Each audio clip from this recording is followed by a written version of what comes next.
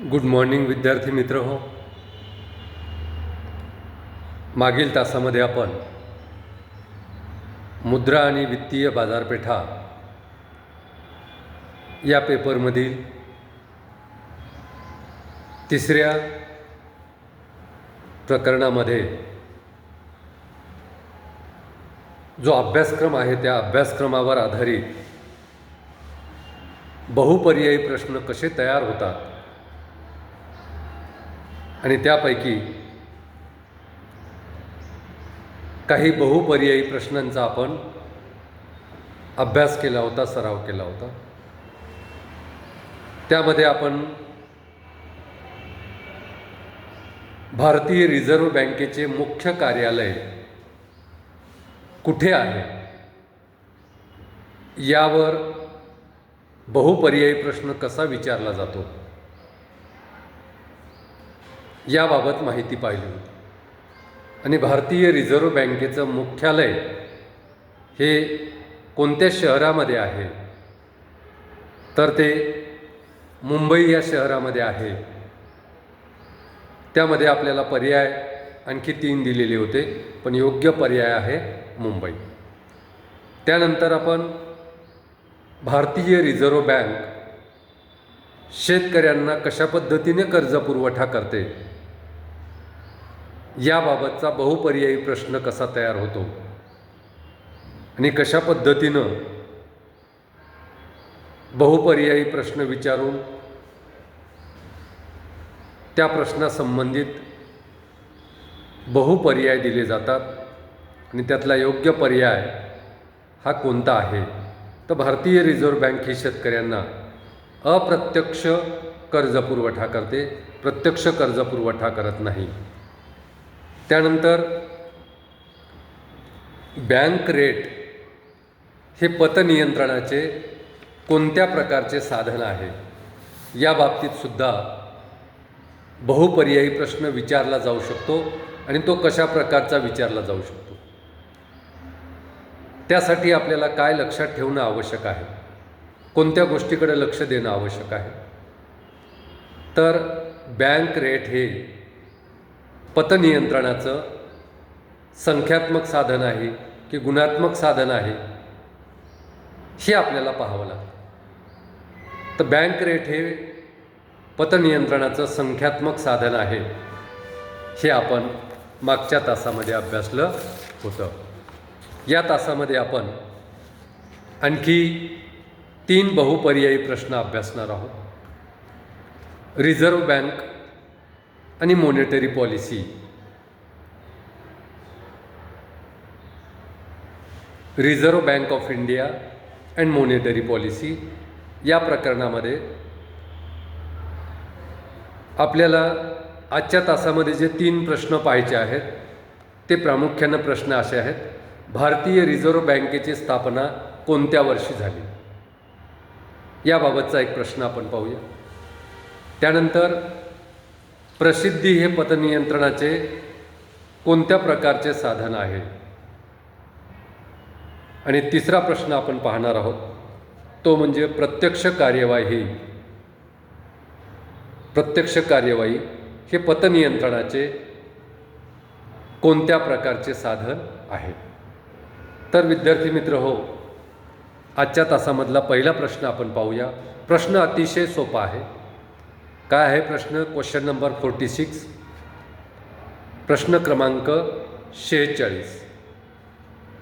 भारतीय रिझर्व्ह बँकेची स्थापना रिकामी जागा साली झाली. तर भारतीय रिझर्व्ह बँकेची स्थापना कोणत्या साली झाली, कोणत्या वर्षी झाली हे योग्य वर्ष आपल्याला शोधायचं आहे. योग्य पर्याय पहिला पर्याय दिलेला आहे 1934, 1934. ब पर्याय आहे 1935, 1935. क पर्याय आहे 1936 आणि ड पर्याय आहे 1947. तर यातला योग्य पर्याय कोणता आहे? भारतीय रिझर्व्ह बँकेची स्थापना रिकामी जागा साली झाली.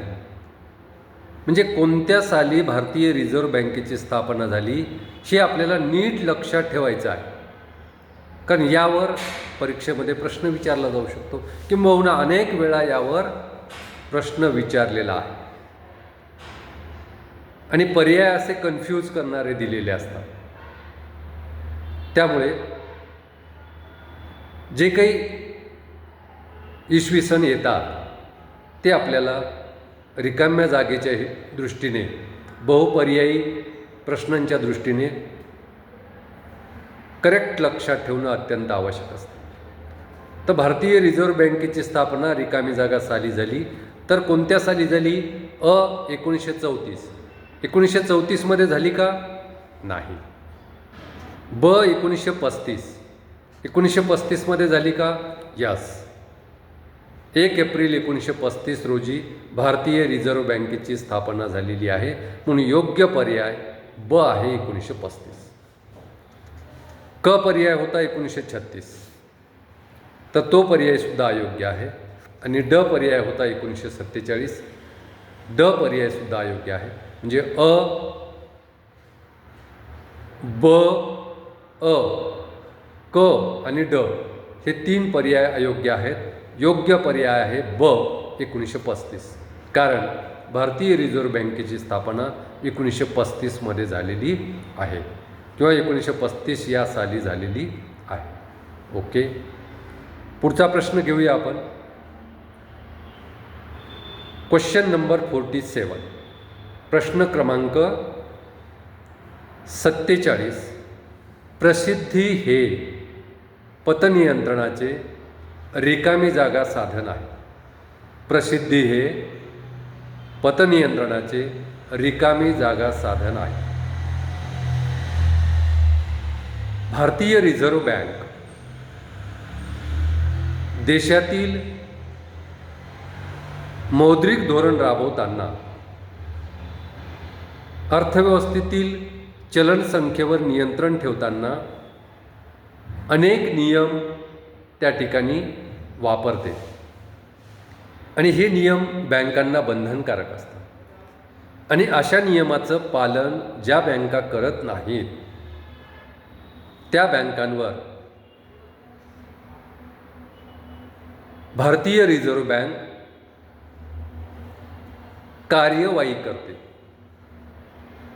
तर ही कार्यवाही करण्याची जी साधने आहेत त्या साधनांना आपण गुणात्मक साधने असं म्हणतो.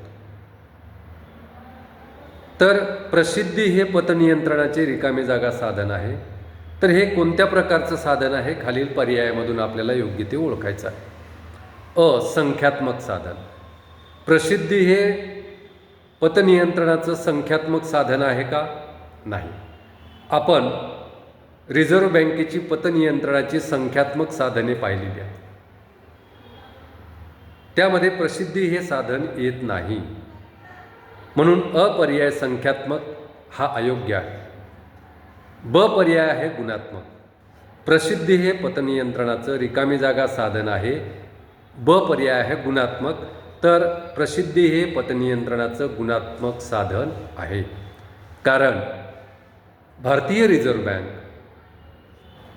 रिझर्व्ह बँकेचे जे नियम बँकांना घालून दिलेले आहेत मौद्रिक धोरणाच्या माध्यमातून, ते नियम जर एखादी बँक पाळत नसेल तर त्या बँकेवर जी कार्यवाही केली जाते, गुणात्मक कार्यवाही केली जाते, केवळ नियम तोडणाऱ्या बँकेवरच त्या ठिकाणी कार्यवाही केली जाते. तर त्यामध्ये प्रसिद्धी हे एक साधन आहे.